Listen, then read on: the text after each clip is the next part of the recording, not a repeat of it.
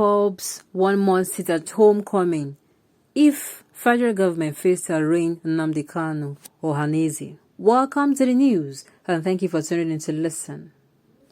Ohanaeze Ndigbo worldwide has stated that failure to arraign the leader of indigenous people of Biafra Ipob, Nnamdi Kanu, come to October 21st will stall the Anambra election and also guarantee Ipob 1 month sit at home order takes place. Ohanaeze made this known in a statement signed by its Secretary General Okechukwu Izukwuzuru and made available to newsmen in Abakaliki at the weekend. He therefore warned federal government to quit playing the ostrich and arraign Nnamdi Kanu on October 21st, 2021 in the Abuja High Court. According to Isi Guzoro, the arraignment will serve to end the pandemonium and chaos being witnessed in the southeast. According to the statement, the practical step to ensure peaceful Anambra Guber elections devoid of any kind of violence and chaotic uneasiness is for the federal government to produce Nnamdi Kanu to face his trials and courts without further delay. Isi Guzoro further condemned the manner Southeast governors react to issues affecting the zone without considering the negative impact and consequences of their utterances. We are ashamed to admit that some of the Southeast governors are now spokesmen for presidential villa. Their public postures and assertion depicted cajolery to the traditional norms and cultural heritage of what Igbo is known for. We are embarrassed by the way these governors grant interviews without any consideration of the negative impacts and consequences of their utterances to the public. These shows of shame must end instantly. We are disgusted by the discovery through the governor of Anambra, Willie Obiano, that President Muhammadu Buhari is not in the know or approved of the presidential threats to declare a state of emergency in Anambra. Our suspicion is reinforced by these findings. There are also the possibilities that President Buhari is not aware of the wavering and the arrangements of Nnamdi Kanu in court, and the Office of Attorney General should dispute the fact that the office had not been hijacked for rogue operations against the Southeast. If federal government fails to produce Nnamdi Kanu in court on October 21st, 2021, subsequently, it will be a breeding ground for various reasons why a number of elections may be marred with irregularities and violence.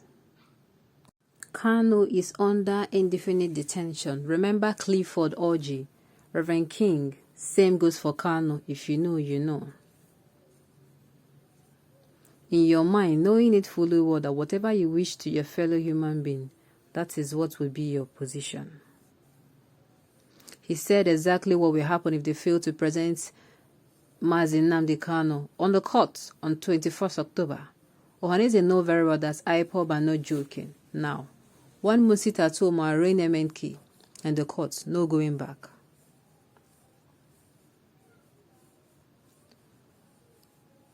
Why did he not condemn the reckless killings by Ipob but go ahead to blame the Eastern governors? Federal government is not going to produce that terrorist in courts. Let your people go on a month's hunger strike. Who cares? And please make sure no hospital markets will open so that your population can reduce.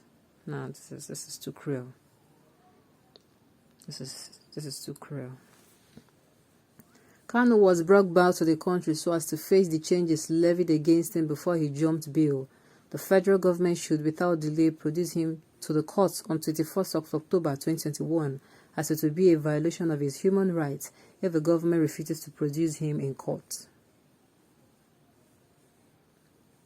Are they God of freedom fighters Biafra? Land must vindicate him. Southeast governors are useless. They only care about their pockets. Let them continue to stay at home forever and ever. This is cruel. The sit at home is affecting you, don't pretend. Can't you see how everything is getting high in Nigeria? The economy is crashing. Okay. What will then happen if he is arraigned, found guilty and sentenced to jail? Funny people.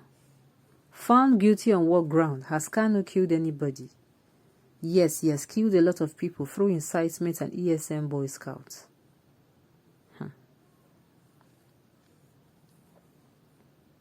I am crying for the Southeast. I was born and brought up in Zaria, to be precise. Nigeria have changed tremendously from what we had in 50s to date. I disagree with one more sit at home. On this stance of Ohanaeze, please let us dialogue and organize the Southeast. I agree with Ipob'S stance that the Southeast is marginalized with federal appointments, which is very glaring in the Nigerian context. Let us check out the graduates that are federal. Let us check out the graduates that are in federal appointments. Time will tell. If Malami federal government, who is now gambling and learning how to oppress Igbo by using Nnamdi Kanu and Anambra election as testing ground, then it should prepare for the consequences. I hope they know that Ipob of today is not the same Ipob of 2017. He is dealing with a group of people that has the capacity to crumble Nigeria. Malami should be careful to make sure Nnamdi Kanu is produced in court on the scheduled date. No shaking, your words are not a threat to the nation. Oh my goodness.